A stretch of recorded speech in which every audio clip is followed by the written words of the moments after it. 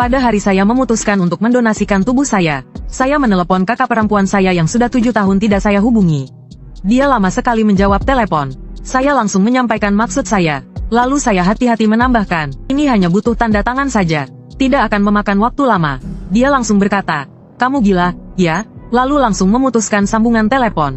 Saya tidak punya pilihan selain membawa dokumen dan pergi ke kota tempat dia tinggal. Kebetulan saat saya tiba, dia sedang sangat sibuk. Dia menandatangani dokumen itu begitu saja. Bahkan tidak melirik saya sedikit pun. Dia hanya dengan kesal menambahkan, tambahkan satu hal lagi, kalau kamu benar-benar mati, jangan beritahu saya lagi. Saya mengangguk dan berkata, baik. Setelah menyelesaikan kelas terakhir tentang eksperimen medis, saya keluar dari gedung pengajaran dengan membawa bahan ajar. Tetapi tiba-tiba saya tersandung di lantai datar. Sepertinya saya terkilir di bagian betis. Saat kembali ke kantor, jaraknya cukup pendek, tetapi keringat dingin muncul di punggung saya. Karena sore itu tidak ada jadwal mengajar, saya memutuskan untuk pergi ke rumah sakit. Saya menjelaskan kondisi saya secara singkat ke dokter. Mungkin karena akhir-akhir ini terlalu sibuk bekerja, sedikit lelah dan kedinginan, saya minta tolong salep untuk keseleo dan obat flu saja. Namun dokter memberikan setumpuk surat pemeriksaan. Dengan serius, dia meminta saya melakukan pemeriksaan lengkap. Saat hasilnya keluar, itu sudah keesokan harinya. Saya melihat diagnosisnya. Ada istilah medis yang panjang dan rumit. Amyotrophic lateral sclerosis, ALS. Setelah beberapa lama, saya kembali melihat ke dokter. Saya tidak terlalu mengerti. Dokter memastikan saya tidak memiliki keluarga, lalu menjelaskan dengan hati-hati. Dalam istilah sederhana, ini adalah penyakit saraf beku. Sebagai seorang guru medis, saya tentu paham apa arti istilah itu. Saya hanya tidak mengerti bagaimana penyakit langka seperti ini bisa terjadi pada saya. Saya mengambil cuti panjang selama 7,5 bulan, lalu mengurung diri di rumah. Perlahan-lahan saya mencerna kenyataan pahit ini. Hingga 2 hari terakhir cuti panjang saya akhirnya menerima kenyataan ini, lalu mengambil keputusan. Karena saya tahu kematian saya sudah dekat, saya ingin mendonasikan tubuh saya kepada alma mater saya, untuk penelitian medis tentang ALS. Setelah mengisi formulir donasi tubuh, kolom tanda tangan keluarga tetap kosong. Jari-jari saya memutih saat menggenggam pena tanda tangan. Sekarang, satu-satunya keluarga saya tinggal dia. Kalau saya masih bisa dengan tebal muka menyebutnya keluarga. Malam mulai tiba, saya mengeluarkan ponsel dan menelepon nomornya. Bisakah membantu saya menandatangani formulir donasi tubuh? Telepon tersambung. Saya dengan berat hati menjelaskan maksud saya. Namun, tidak ada suara dari seberang. Waktu terus berlalu detik demi detik. Dalam keheningan yang mencekam, hati saya serasa naik ke tenggorokan. Telapak tangan saya basah dan mata saya memerah tanpa sadar. Saya pikir saya sudah mati rasa menerima kenyataan ini. Namun, saat ini saya merasa sedih dan takut. Saya memaksakan diri untuk tetap tenang dan berkata lagi, bisa dengar saya? Hanya tanda tangan saja. Tenang saja, ini tidak akan memakan waktu lama. Namun tetap saja, tidak ada tanggapan dari seberang. Mengingat kami sudah 7 tahun tidak berhubungan, saya sempat ragu apakah nomor ini masih miliknya. Jadi saya bertanya hati-hati, apakah ini Chen Meiki? Kali ini, suara kesal dan tidak sabar akhirnya terdengar. Kamu gila? Ya, tidak salah lagi. Itu memang Chen Meiki. Tenggorokan saya tercekat. Sebelum saya sempat bicara lagi, suara tutut dari telepon yang ditutup terdengar. Setelah 7 tahun tidak berhubungan, kebencian dia pada saya ternyata masih sama seperti dulu. Namun, tanpa tanda tangan keluarga, formulir donasi tubuh ini sulit untuk diproses. Saya teringat ucapan dokter kepada saya, penyakit ALS ini sulit diprediksi. Mungkin butuh 1 atau 2 tahun, atau mungkin hanya 10 hari atau 2 minggu. Fungsi tangan, kaki, dan organ tubuh lainnya akan perlahan-lahan hilang. Saya tidak tahu kapan harinya tiba. Saya tidak bisa berjalan, tidak bisa menggenggam apapun, atau bahkan kesulitan bernapas dan tidak bisa berbicara. Jadi, lebih baik menyelesaikan semua urusan lebih awal. Saya memesan tiket pesawat malam itu juga. Saya pergi ke kota tempat Chen Meiki tinggal. Setelah bertahun-tahun tidak berhubungan, saya membutuhkan banyak usaha untuk mencari keberadaannya setelah tiba di Haicheng. Saat saya sampai di restoran tempat dia berada, itu sudah pagi keesokan harinya. Namun, saya dihentikan oleh satpam di pintu masuk. Pria parubaya itu dengan dingin berkata ketika saya bersikeras masuk. Hari ini adalah pesta ulang tahun Chen Dai dari Yixing Technology. Orang luar tidak boleh masuk. Saya menjelaskan dengan nada sopan. Saya hanya datang untuk mencari Chen Dai. Saya juga adik kandungnya. Faktanya, saya memang satu-satunya adik kandung Chen Meiki. Namun, saat mengatakan itu, saya merasa sangat tidak percaya diri. Bahkan kepala saya terasa berat untuk diangkat. Pria parubaya itu tentu saja tidak percaya. Dia mengulurkan tangan untuk mengusir saya pergi. Namun, pintu kaca restoran tiba-tiba terbuka kedua sisi. Seseorang dari dalam mulai berjalan ke arah kami. Terdengar suara tawa rendah seorang wanita. Kamu benar-benar punya keberanian untuk datang. Jantung saya langsung mencelos. Setelah bertahun-tahun berlalu, suara itu tetap membuat saya secara naluriah merasa bersalah dan tidak nyaman. Saya menahan keinginan untuk melarikan diri, dan memaksa diri untuk mengangkat kepala melihat siapa yang mendekat. Setelah 7 tahun tidak bertemu, Chen Meiki bukan lagi gadis 19 tahun seperti dulu. Gadis yang dulu memohon dengan suara sedih di telepon, yang memohon agar saya pulang untuk melihat ibu kami terakhir kali. Kini, tatapannya dingin, dan dia tampak lebih kurus dibanding sebelumnya. Saya membuka mulut, tapi tidak bisa mengucapkan sepatah kata pun, hingga sebuah mobil berhenti di luar pintu. Chen Meiki berjalan melewati saya menuju seseorang yang baru saja turun dari mobil. Saya segera tersadar dan dengan tergesa-gesa berkata, "Tolong bantu saya tanda tangan. Hanya butuh tanda tangan saja." Sambil mengejarnya, saya dengan gugup mengeluarkan dokumen dan pena tanda tangan dari tas. Seseorang dari mobil memanggil dari jauh ke arah Chen Meiki. "Kak, kesini." Itu adalah tokoh utama dari pesta ulang tahun hari ini, putra dari ayah angkat Chen Meiki. Namun, saya bahkan tidak berani menoleh ke arah orang itu. Tatapan Chen Meiki langsung melewati saya ke arah orang di mobil. Banyak tamu yang datang untuk pesta ulang tahun. Namun, saya menghalangi jalannya. Wajahnya langsung menunjukkan ketidaksabaran. Dia dengan cepat mengambil pena dari tangan saya. Tanpa melihat, dia langsung menandatangani dokumen itu. Saat pena menyentuh kertas, sepertinya dia takut saya akan mengganggunya lagi. Jadi dia berhenti sejenak. Dengan nada dingin dia menambahkan, "Tambahkan satu hal, ketika kamu benar-benar mati, jangan beritahu saya lagi." Itu seperti duri ikan yang tiba-tiba tersangkut di tenggorokan saya. Saya tidak bisa berbicara selama beberapa saat. Bahkan hampir tidak bisa mendengar suara saya sendiri. "Baik," jawab saya akhirnya. Chen Meiki dengan cepat menyelesaikan tanda tangannya. Dia bahkan tidak mau melihat saya sedikit pun. Dia hanya berkata dengan dingin, "Bisa pergi sekarang." Saya memegang dokumen yang sudah ditandatangani. Secara refleks saya melangkah ke samping untuk memberinya jalan. Pikiran saya mulai dipenuhi oleh kata-katanya. Dalam perjalanan menuju Haicheng, saya memikirkan berbagai kemungkinan. Misalnya, Chen Meiki mungkin akan mempertanyakan keaslian dokumen ini, atau bertanya mengapa saya, di usia muda, ingin menandatangani dokumen seperti ini. Atau mungkin dia akan bertanya apakah saya sedang sakit. Namun, tidak ada sama sekali. Dia hanya dengan cepat dan sangat tidak sabar menandatangani dokumen itu. Jelas dia sama sekali tidak peduli tentang dokumen ini. Saya berdiri di tempat itu untuk waktu yang lama. Ketika saya sadar, Chen Meiki sudah masuk ke dalam. Angin musim dingin bertiup kencang, menembus hingga ke tulang. Tubuh saya mulai mati rasa karena kedinginan. Saya berbalik dan berjalan menuju arah bandara. Saya tidak tahu sudah berjalan berapa lama ketika saya menyadari saya harus naik taksi. Jarak dari sini ke bandara terlalu jauh untuk ditempuh dengan berjalan kaki.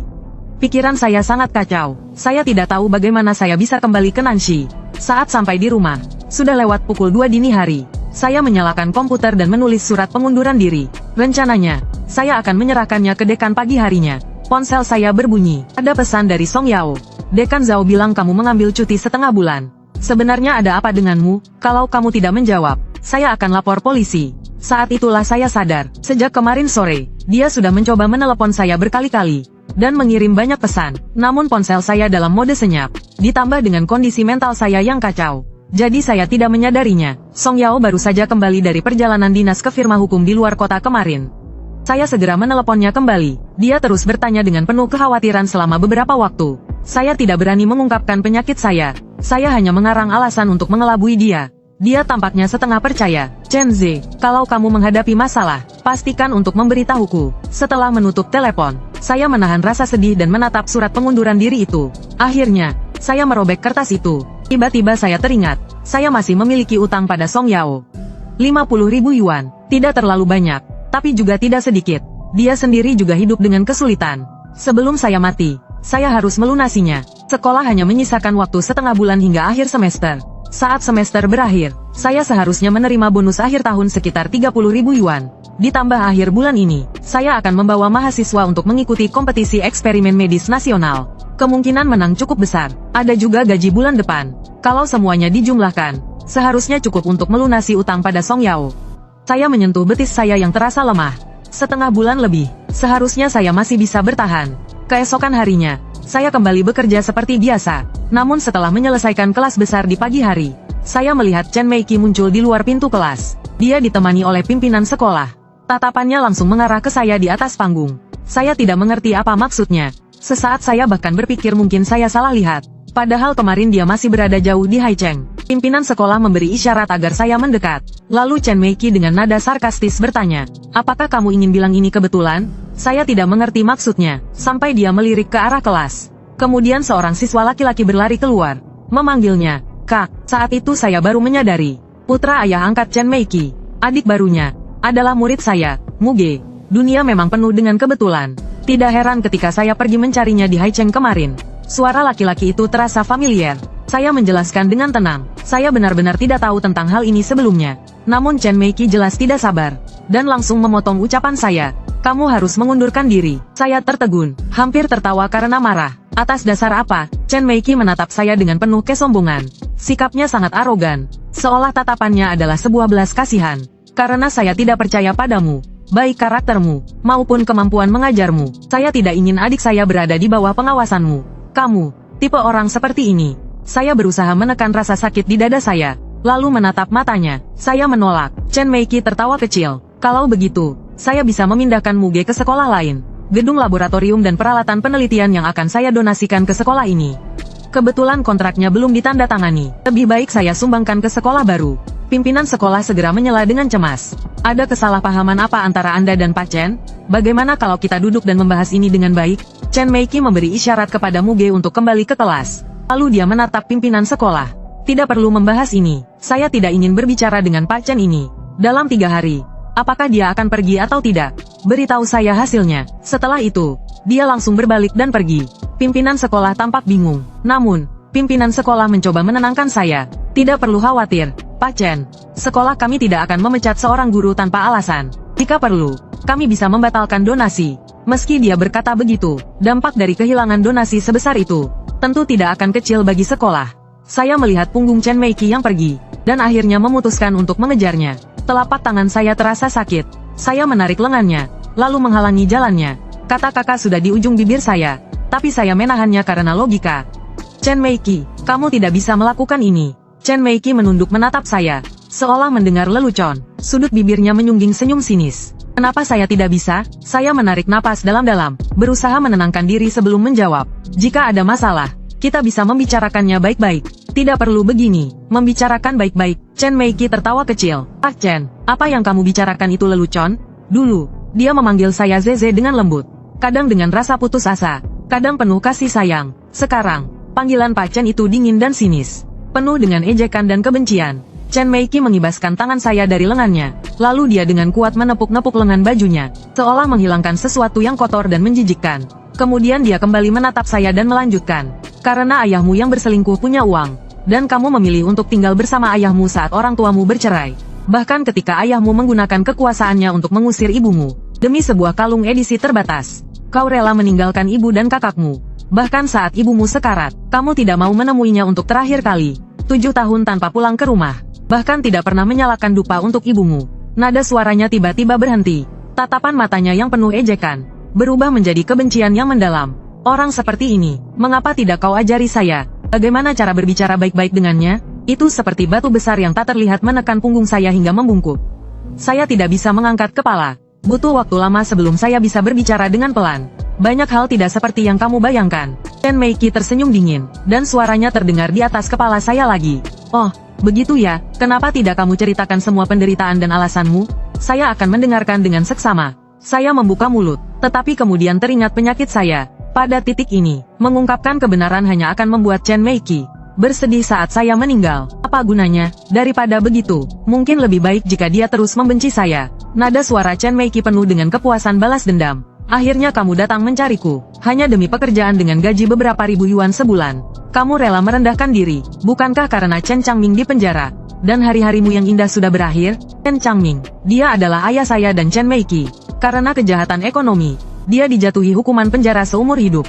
Seluruh asetnya dilelang, dan masih belum cukup untuk melunasi utangnya. Saya menarik napas dalam-dalam. Anggap saja seperti itu, seperti yang dia katakan. Saat saya benar-benar mati, tidak perlu memberitahunya.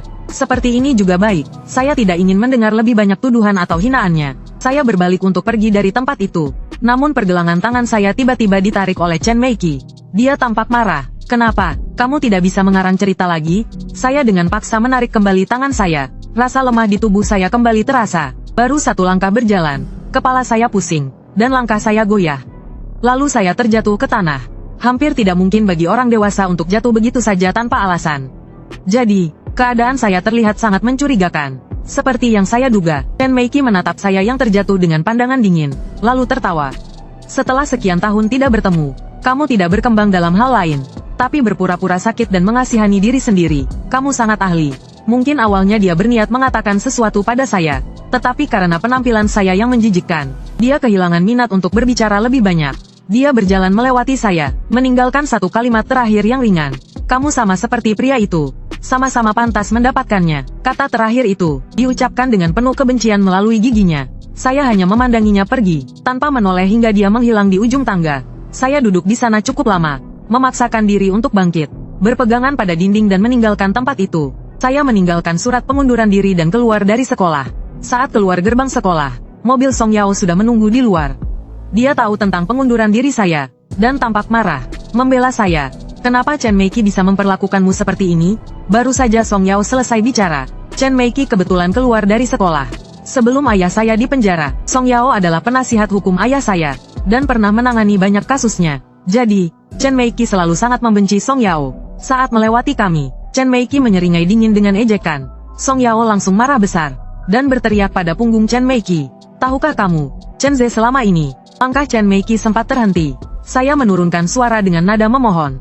Jangan bicara lagi. Song Yao menggertakkan gigi, tetapi akhirnya berhenti bicara. Chen Meiki tidak berbalik, dan tidak mendengar kelanjutan kata-kata Song Yao. Dia berhenti hanya sesaat sebelum masuk mobil dan pergi. Akhir-akhir ini saya semakin sering merasa lelah dan lemah. Setelah masuk ke mobil Song Yao, saya duduk di kursi penumpang dan segera tertidur. Setelah mengundurkan diri, saya tidak tahu apakah bonus akhir tahun masih ada. Dalam keadaan setengah tidur, saya bergumam, utangmu, saya akan mencari cara lain untuk melunasinya. Song Yao tampaknya menyentuh dahi saya, dan menghela napas. Kamu demam, kenapa kamu bicara ngelantur? Dalam lamunan, saya merasa kembali ke masa lalu. Chen Meiki juga pernah menyentuh dahi saya seperti ini. Zeze, kamu demam, apa kamu sedang bicara ngelantur? Saya pertama kali tahu bahwa ayah saya punya wanita lain saat saya berusia 10 tahun. Musim dingin telah tiba, suhu menurun. Ayah menjemput saya dan Chen Meiki pulang sekolah. Ketika membuka pintu, saya melihat ayah di sofa, bersama seorang wanita asing. Ibu menangis terseduh-seduh. Chen Meiki menutup mata saya dengan tangannya dan berkata, Zeze, baik-baik saja, jangan lihat. Dia membawa saya ke lantai atas. Tengah malam, saya turun untuk minum air, melewati kamar orang tua saya. Dari balik pintu, saya mendengar suara ayah yang dingin. Kalau begitu, bercerai saja.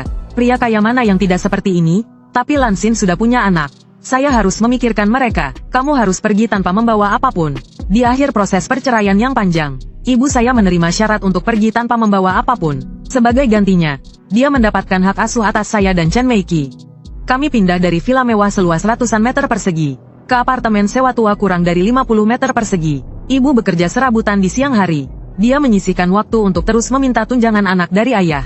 Dia mencari bantuan pengacara untuk menggugat. Dia sangat sibuk. Saya dan Chen Meiki saling bergantung satu sama lain.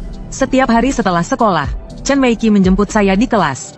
Dia memanggil saya dari pintu untuk pulang bersama, untuk menghemat 2 yuan biaya bus. Kami berjalan selama lebih dari setengah jam di senja hari. Saya bilang kaki saya sakit. Dia berjongkok di depan saya dan menepuk punggungnya. Berpura-pura santai berkata, bocah kecil, kakak akan menggendongmu. Tapi malam itu, setelah menggendong saya pulang, penyakit jantungnya kambuh.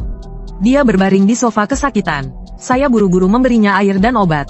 Ketika membuka laci di bawah meja, saya menemukan botol obat jantung lamanya. Sudah kosong sejak lama. Yang tersisa hanya 1 kotak obat penghilang rasa sakit.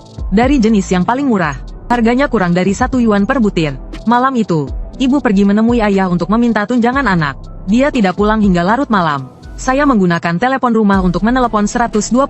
Saya ikut ambulans mengantar Chen Meiki ke rumah sakit. Keesokan harinya, Chen Meiki terbaring di ranjang rumah sakit. Seperti pesulap, dia mengeluarkan sebuah kalung dari bawah ranjang dan memberikannya kepada saya. Setelah semalaman menderita kesakitan, wajahnya pucat, matanya kebiruan, tapi dia masih tersenyum pada saya dan berkata, Zeze, selamat ulang tahun. Kalung itu harganya lebih dari 2.000 yuan. Chen Meiki, yang masih di bawah umur dan tidak bisa bekerja, telah diam-diam menghemat uang obatnya untuk membeli kalung yang saya inginkan. Dia menyerahkan kalung itu dengan hati-hati ke tangan saya. Namun, balasan saya adalah pertanyaan marah. Kenapa bukan yang edisi terbatas? Saya sudah bilang saya mau yang itu. Chen Meiki terdiam lama sebelum akhirnya berkata, nanti saja, nanti. Saat kakak bisa menghasilkan uang. Saya memotongnya dengan tidak sabar. Saya ingin pulang ke rumah ayah. Sudut bibir Chen Meiki bergetar. Dengan lemah dia menyentuh dahi saya. Zeze, kamu demam. Apa yang kamu bicarakan? Saya mendorong tangannya dengan kasar. Berdiri dengan wajah penuh kebencian. Kami saling menatap lama, dalam keheningan yang mematikan. Hingga entah berapa lama kemudian, saya mendengar suara Chen Meiki yang penuh kekecewaan dan keputusasaan. Kamu serius? Saya kembali ke rumah ayah. Hidup sebagai anak orang kaya lagi. Sementara Chen Meiki dan ibu tetap hidup dalam kesulitan. Chen Meiki tidak mau lagi menemui saya. Ibu yang lembut hati mencoba membujuknya. Zeze tidak pernah mengalami kesulitan sejak kecil. Dia masih kecil dan belum mengerti. Jangan salahkan dia. Hanya setelah itu, Chen Meiki sesekali datang menemui saya. Namun, hubungan kami menjadi sangat canggung. Saya kembali ke sekolah lama saya, tanpa kehadiran kakak saya di sekitar. Chen Meiki berprestasi baik di sekolah. Karena kondisi sulitnya, dia menerima bantuan dari kepala sekolahnya. Setiap bulan, dia menerima bantuan finansial. Akhirnya, kehidupan dia dan ibu mulai membaik. Kami menjalani kehidupan masing-masing, hingga saat saya berumur 16 tahun. Ibu, yang kondisi kesehatannya memburuk, dibawa ke ruang gawat darurat. Dia diberikan surat peringatan kritis. Malam itu, saya berada di kapal pesiar mewah, merayakan ulang tahun ayah. Di tengah keriuhan dan pesta kembang api, saya menerima telepon dari Chen Meiki. Itu pertama kalinya saya mendengarnya menangis. Putus asa, penuh kesedihan, dan kebingungan. Suaranya bergetar sangat parah, hingga saya hampir tidak bisa memahami ucapannya. Dia berkata, Zeze, kembalilah segera, ibu ingin melihatmu untuk terakhir kali. Namun saya menjawab, pesta ulang tahun ayah belum selesai. Mungkin besok baru bisa. Keesokan harinya, ketika saya kembali, saya tidak sempat bertemu ibu. Yang saya temukan hanya surat kematian dari rumah sakit. Chen Meiki menatap saya dan hanya berkata satu kalimat, Chen Ze, jangan pernah biarkan aku melihatmu lagi. Itu mungkin pertama kalinya dia memanggil saya dengan nama lengkap. Saya tidak pernah melihat jenazah ibu. Saya juga tidak tahu di mana ibu dimakamkan. Setelah itu, selama 7 tahun, Chen Meiki tidak pernah menghubungi saya lagi. Saya terbangun dari lamunan, mata saya sudah basah. Di luar jendela, hari sudah senja. Suara Song Yao terdengar di telinga saya. Kita sudah sampai di rumahmu. Mungkin karena saya tidak bergerak. Dia mencondongkan badan untuk melepas sabuk pengaman saya. Lalu dia tampak terkejut. Kenapa kamu menangis? Saya panik. Buru-buru mengangkat tangan untuk mengusap mata. Entah karena baru bangun tidur, atau penyakit saya semakin parah. Setelah beberapa kali mencoba, saya akhirnya bisa mengangkat tangan saya. Saya menghindari tatapannya sambil memberikan alasan ngawur. Mungkin karena angin di luar. Meniup mataku. Song Yao langsung membongkar alasan saya. Kaca jendelanya tertutup. Saya terdiam. Dia menatap saya. Mungkin merasa kasihan padaku. Ekspresinya sedikit tidak senang. Ayahmu sudah di penjara. Kenapa kamu masih tidak mau memberitahu Chen Meiki kebenarannya? Saya diam lama. Kemudian berkata pelan. Tidak usah. Song Yao menatap saya dengan tatapan penuh pertanyaan yang menatap wajah saya. Siapa yang begitu terburu-buru dulu? Bilang kalau Chen Changming di penjara. Langsung akan mencari Chen Meiki. Pergi untuk melihat makam ibunya. Saya tidak bisa berkata apa-apa. Song Yao sepertinya ingin menatap wajah saya hingga melubangi kaca. Chen Ze, apakah ada yang terjadi? Saya panik. Segera membuka pintu mobil. Seperti lari terburu-buru, saya cepat-cepat kembali ke rumah. Suara Song Yao semakin menjauh dari belakang saya. Kepala sekolah Chen Meiki semasa sekolah menengah kemarin menghubungi saya. Katanya, dia tidak bisa menghubungi teleponmu. Dia ingin mengajakmu bicara. Saya pura-pura tidak mendengarnya dan kembali ke rumah. Saya memutar kunci dan menutup pintu. Hanya beberapa anak tangga yang saya daki. Seperti seluruh tenaga saya terhisap habis. Saya terbaring di sofa dan tertidur lelap. Ketika saya terbangun, sekeliling saya sunyi, dan jendela gelap. Ada perasaan tidak tahu ini malam apa. Dengan susah payah, saya bangkit, membuka lemari, dan hanya menemukan sekantung mie instan. Saya masak mie dan mencoba memakan dengan sumpit. Tapi saya tidak bisa mengangkat mie dengan sumpit. Saya sudah menggunakan sumpit dengan terampil selama hampir 20 tahun. Tiba-tiba saja terasa seperti benda yang sangat asing. Saya menggunakan gerakan yang sudah biasa, tapi setiap kali melihat mie tergelincir dari sumpit, perasaan cemas dan takut itu perlahan-lahan merayap seperti ular berbisa dari belakang saya. Saya mencoba menggunakan garpu dan sendok, tapi saya hanya melihat mie jatuh ke lantai. Kuah mie tumpah di atas meja, seperti sebuah cerita horor yang tiba-tiba terbentang di depan mataku. Saya terpaku menatap telapak tangan saya. Jari-jariku mulai kaku dan lambat, seperti perlahan membeku. Rasa lapar bahkan mulai membuatku merasa pusing. Saya berpikir, saya harus minta bantuan dari siapa? Saya harus pergi ke rumah sakit. Tidak tahu apakah saya panik, atau apakah memang sudah sampai pada titik yang serius. Saya bahkan tidak bisa membuka kontak telepon di ponsel dengan tangan saya. Setelah mencoba berkali-kali, saya akhirnya menekan tombol panggilan darurat. Pihak lain menunggu lama untuk menerima. Dengan marah, dia menanyaku. Saya dalam kebingunganku. Kenapa kamu diamkan hal besar seperti itu? Tiba-tiba teringat, pada akhirnya, suaranya bergetar, bahwa kontak darurat yang saya atur adalah Chen Meiki. Ada keheningan lama di pihak lain. Sepertinya mereka sedang menunggu saya berbicara. Namun akhirnya terdengar suara dingin dan tidak sabar. Ada apa? Saya panik dan takut. Kata-kata permintaan tolong hampir keluar dari mulut saya. Namun bibir saya merasakan rasa asin dan pahit. Tiba-tiba saya merasa takut dan tidak tahu harus berbuat apa. Hingga air mata jatuh. Suara Chen Meiki yang dingin terdengar lagi. Jika tidak ada yang penting, tutup saja. Saya menatap telapak tangan saya, mencoba menggerakkan jari-jarinya, tapi mereka tidak lagi mau bergerak sesuai perintah.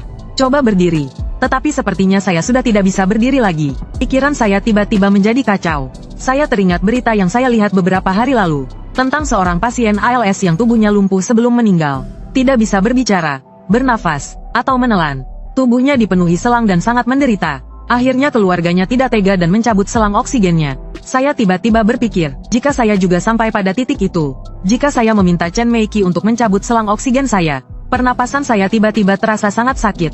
Saya tidak bisa membayangkan scene seperti itu. Lebih baik saya tidak membiarkan dia tahu. Jangan biarkan dia melihat saya dalam keadaan seperti itu. Saya menahan gemetar di tubuh saya dan akhirnya berkata, tidak apa-apa, saya salah tekan. Di sana, setelah beberapa saat hening, terdengar suara dingin. Seperti yang saya duga, jika salah tekan, itu lebih baik. Jangan pernah hubungi saya lagi. Telepon ditutup. Suasana hening kembali menyelimuti ruang tamu. Saya duduk terpaku. Pada tengah malam, Song Yao menelepon. Dia mungkin sudah mendapat kabar dari rumah sakit. Dia tahu tentang penyakit saya. Saya menunggu dengan tenang sampai dia meluapkan emosinya. Dengan suara lembut, saya bertanya kepadanya. Tangan dan kaki saya sepertinya sudah tidak bisa bergerak. Bisakah kamu tolong antar saya ke rumah sakit? Saya mulai tinggal di rumah sakit. Setelah beberapa waktu menjalani perawatan, tangan dan kaki saya sedikit pulih. Namun, bergerak masih terasa sulit. Song Yao tetap tinggal di sini untuk merawat saya. Saya khawatir itu mengganggu pekerjaannya. Saya dengan baik-baik memberitahunya untuk menyewa perawat lain. Akhirnya, saya berhasil membujuknya untuk kembali ke firma hukum. Tak terasa, sudah malam. Tahun baru hampir tiba. Namun, kondisi saya semakin memburuk. Setelah memikirkannya, saya merasa lebih baik melakukan sesuatu sebelum saya semakin lemah. Saya harus segera mencari cara untuk membayar hutang saya kepada Song Yao. Saya meminta setengah hari libur dari rumah sakit. Dengan bantuan perawat, saya pergi ke pusat perbelanjaan dan toko emas. Saya berniat untuk menjual satu-satunya barang berharga yang tersisa. Itu adalah hadiah ulang tahun dari Chen Meiki. Dia mulai bekerja sejak usia 19 tahun. Semua uang yang dia hasilkan disimpan untuk memberi saya hadiah ulang tahun. Saya sering bertanya kepadanya, kenapa tidak memberiku gelang edisi terbatas yang itu? Dia selalu merasa kesal dengan gelang itu. Dia berharap saya bisa kembali ke sisi dia dan ibunya. Saya membawa gelang itu ke toko emas. Bertanya kepada manajer tentang harga. Saat membelinya, saya menghabiskan banyak uang. Bisakah harga pembelian kembali sedikit lebih tinggi? Manajer terlihat tidak sabar. Ini model dari beberapa tahun yang lalu. Sudah ketinggalan zaman. 30.000 sudah harga terbaik untuk pembelian kembali. Karena saya menghabiskan banyak uang untuk pengobatan, saya benar-benar tidak punya uang lagi. Mengingat saya masih berhutang 50.000 kepada Song Yao, saya dengan terpaksa berkata lagi, tolong naikkan sedikit, 35.000. Apakah itu bisa? Belum sempat selesai berbicara, suara wanita yang dingin terdengar di belakang saya. Bisakah kamu memberi jalan? Saya berbalik. Saya melihat Chen Meiki dengan Muge berdiri di belakang saya. Tatapannya melewati saya seperti mengabaikan udara. Dia melihat ke manajer di belakang saya. Apakah ini harganya? Manajer langsung tersenyum dan menjawab, gelangnya baru saja datang pagi ini. Saya baru saja ingin menghubungi Anda. Chen Meiki akan pergi ke meja untuk mengambil gelang.